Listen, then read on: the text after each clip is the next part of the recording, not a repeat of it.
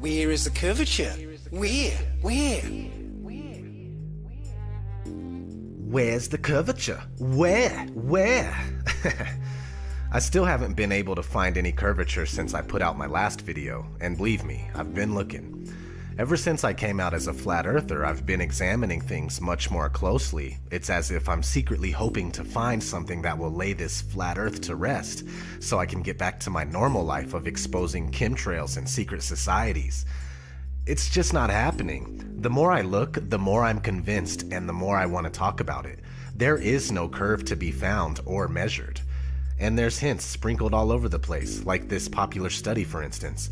A study conducted by Department of Geography, Texas State University, and Department of Geography, Arizona State University, concludes that the state of Kansas is flatter than a pancake. On a scale where 1.0 means perfect flatness, the calculated flatness of the pancake is approximately 0.957. That's pretty flat, but Kansas is 0.9997 flat over its length of 400 miles, a distance that should render 20 miles of curvature from one side to the other on a sphere that's 25,000 miles in circumference.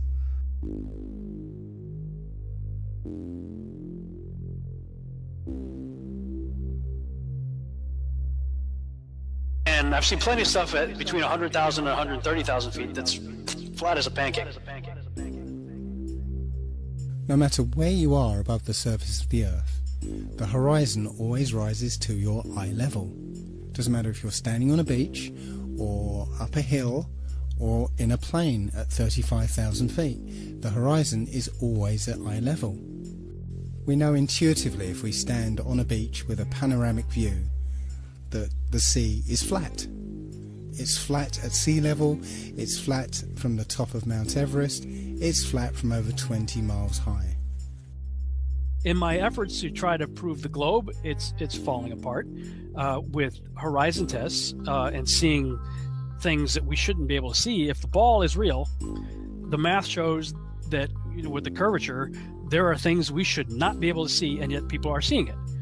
So that has me really questioning the globe, and I don't question the math, because that math came from globalists. It came from people who believe the globe. So it's not math conjured up by flat earthers. I used to be a lifeguard on Ventura Beach, and on a good day, on a clear day, we could look out and see the Anacapa Arch. Well, the Anacapa Arch is almost 20 miles away, and it's only 40 feet high. So the math says that if we're on a ball, 25,000 mile circumference ball, that the top of that 40-foot island arch should be over 200 feet below our ability to see it on the other side of the curve. I found this photo from Grand Mere State Park. This is from Joshua Nowicki, and what you're seeing here is a mirage. We typically would not be able to see this from the Lake Michigan shore. We talked about this last night. Conditions are right on the lake that we're actually seeing a mirage of the Chicago skyline. Very interesting. Here's what's happening. This is a good example of a superior mirage. So Joshua was on the Lake Michigan shore. He was looking towards the west, and Chicago's beyond the horizon. Should not be able to see it. However, with the right conditions, we have an inversion. We have cold air near the cold lake water and some relatively warmer air above it. This will bend the image of that skyline back towards the viewer. And so typically we would not be able to see this. This image would be viewable from much, much higher in the sky up in space. But instead, we're able to see it on the Lake Michigan shore. Shut up, conspiracy theorist.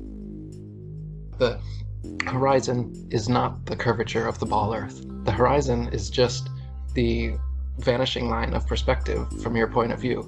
You can use a telescope or binoculars and zoom in on the horizon, and something that's been completely disappeared beyond the horizon, like a ship, can come all the way back into view, proving that that is not the curvature of the Earth you're looking at, as they tell you, but it's just the vanishing line of perspective from your point of view.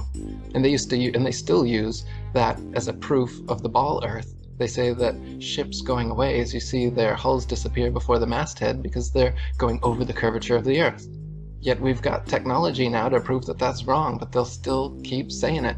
I put it in my videos. I'll put it right here. I'll put it in this video of me talking about this right now. You may be watching this on YouTube. You're watching a horizon shot, seeing a boat that was out of view. Now it's completely into view, so you can see that that is not the curvature of the ball Earth, but there will still be 50 people in the comments section saying that that's the curvature of the ball Earth. The idea that people are standing, ships are sailing, and planes are flying upside down on certain parts of Earth, while others tilted at 90 degrees and all other impossible angles, is complete absurdity.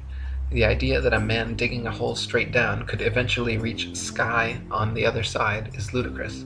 Common sense tells every free-thinking person correctly that there truly is an up and down in nature, unlike the everything is relative rhetoric of the Newtonian Einsteinian paradigm. There's no curvature. It's wonderful. This is like this is the most amazing thing ever. There's no curve. It's flat. Can you imagine? It's exactly what we see.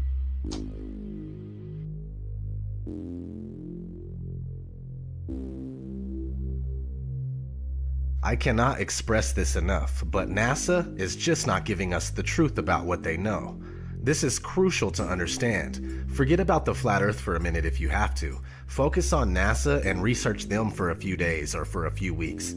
If you can't tell that you're being deceived, then I'm afraid that there is no use for you in this cause anyway. Once you start seeing past this illusion and you accept that things aren't adding up, you also start to notice how this subject is heavily and unnecessarily ridiculed.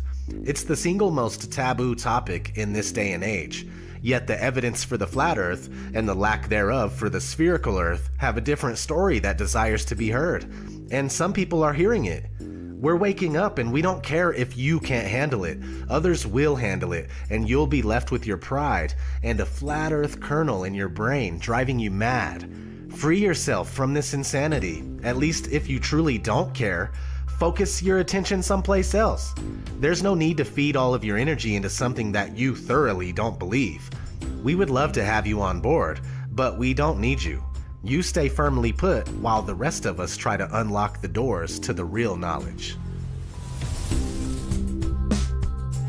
Prepare for the onslaught of NASA brainwashed zombies that are going to come your way, thinking that they know everything about the spinning ball they're living on.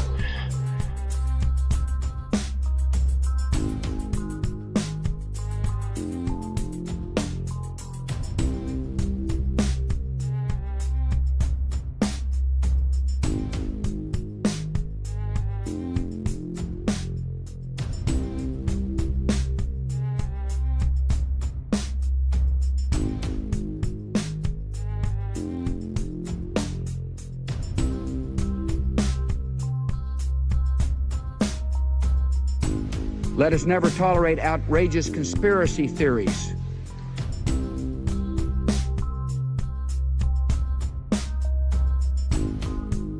The world is flat, and it's a conspiracy of scientists and others who publish these pictures. The evidence is remarkable. People like me have not done our job. But shooting the messenger isn't going to change the science.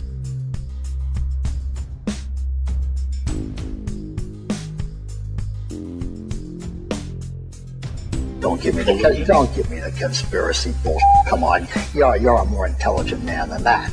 Come on. I mean, come on. Listen.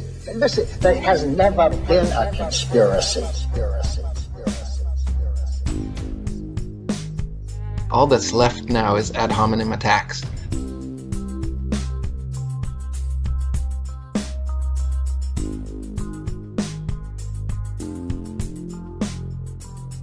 And if someone says the Earth is round and someone says the Earth is flat, at some point you're going to make a judgment. The Earth is flat, people, is just flat.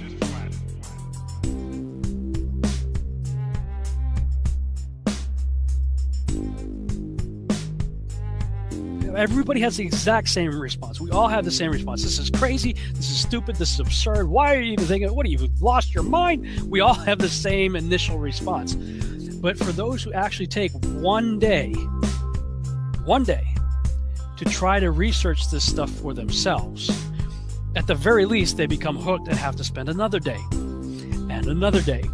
And the more you spend looking into it, the more you're going, I don't know what to believe.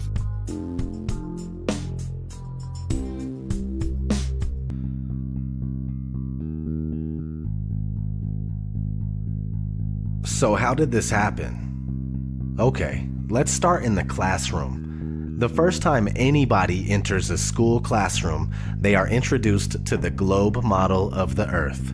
This three-dimensional scale model of the Earth that has never been proven was invented in the 1400s. Fast forward to 1927, a big-budget movie company called Universal Pictures came out with its movie intro, and guess what? The spinning ball Earth still hasn't been proven. This is 30 years before NASA was founded. Over the years, Universal kept coming out with similar logo intros, and to this day, we see the spinning ball Earth before many of the movies that we watch. Besides, there are countless movies about outer space that use the same model. We have been indoctrinated, and it's as simple as that. For the spherical Earth to remain unproven after this long is a wake-up call to everybody that lives here. We need to shed this programming right here, right now, and find out what the fuck is going on. No more embracing this sick illusion that was created by psychopaths. I'm going to keep searching for answers and trying to make something happen. All I want to know is, who's coming with me?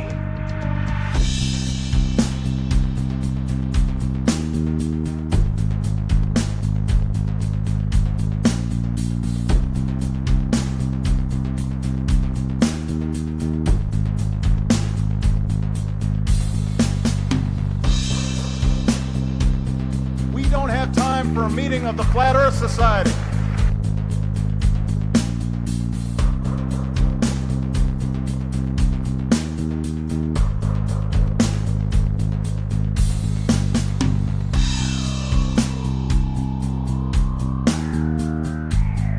I'd like to be an explorer, like the Great Magellan. Oh, you're too late. There's really nothing left to explore.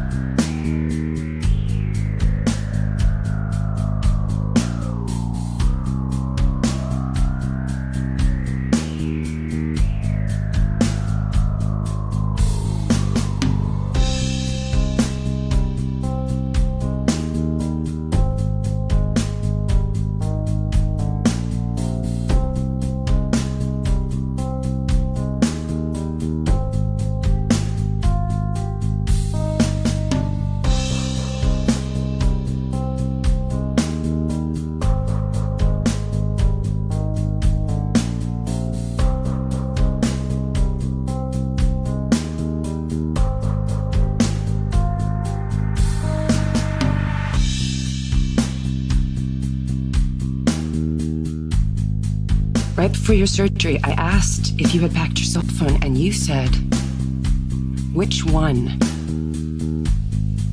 When? Skylar, I was medicated. I mean, I could have said the world was flat. You know what I think?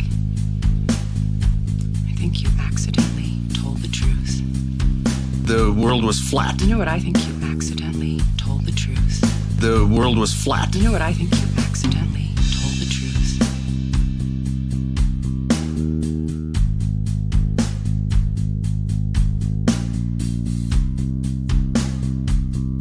Really, the evidence shows me that it's flat and stationary. There is much more evidence based on just pure analysis that it's flat and stationary.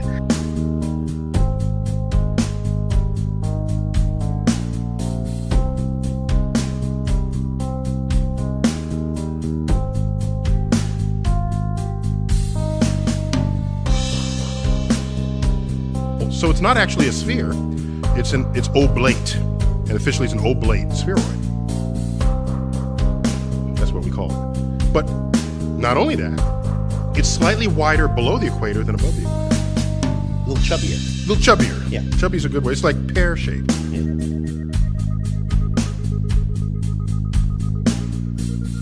Really, we're in big trouble as far as lack of critical thinking and lack of free thinking. We really are in big trouble.